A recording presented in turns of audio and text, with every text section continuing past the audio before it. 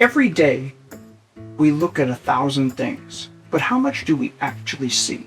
As a photographer and reporter, my entire career has been about finding the stories hidden in plain sight. I'm Phillip Wong. In my new book, What the Mouse Saw, I share a framework that changed how I view the world.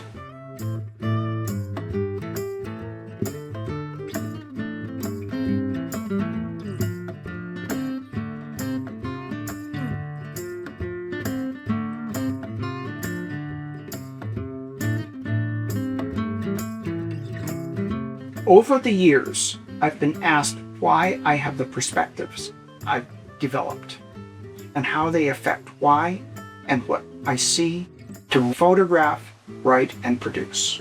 To me, a system of seeing is the difference between looking at a valley from a mountainside and looking at that same valley with a deliberate purpose. Now imagine two people standing at a mountain peak looking out over the exact same landscape. One looks at the valley below and sees trees and dirt. The other looks at that same valley, but knows there is gold buried beneath the surface.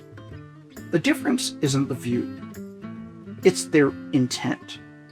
Looking only notices the surface, seeing a simple landscape, but a system of seeing looks for the hidden value, uncovering a gold mine. One is just looking, the other is truly seeing. Both our accumulated knowledge and our experiences guide how we see, and how we see shapes our perspectives. What the Mouse Saw is a collection of essays from my experiences investigating stories as a reporter, learning to see as a photographer, and shaping projects as a producer throughout the various landscapes of our 20th and 21st centuries of change and disruption.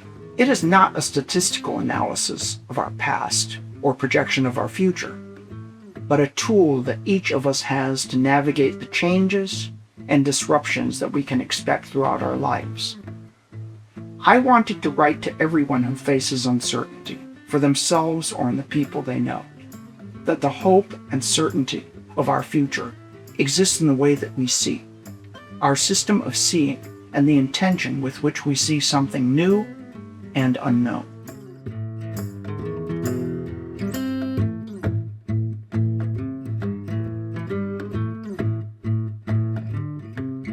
As a photographer, I learned to be aware of everything in and out of my frame, to discern what matters to my audience and what doesn't. I learned to trust what I saw rather than just what I was told to see. But What the Mouse Saw isn't a book about photography. It's about how our choices of what we see guides or stifles our lives. For artists and visionaries, it's about seeing what doesn't yet exist. It's about reading the raw details of a person right in front of you, rather than being misled by texts, emails, social media posts, or even fame. As a reporter, I realized that many corporate executives and government leaders operate with no real connection to what happens beneath them. When an official tours the rubble of 9/11, they are guided through the scene.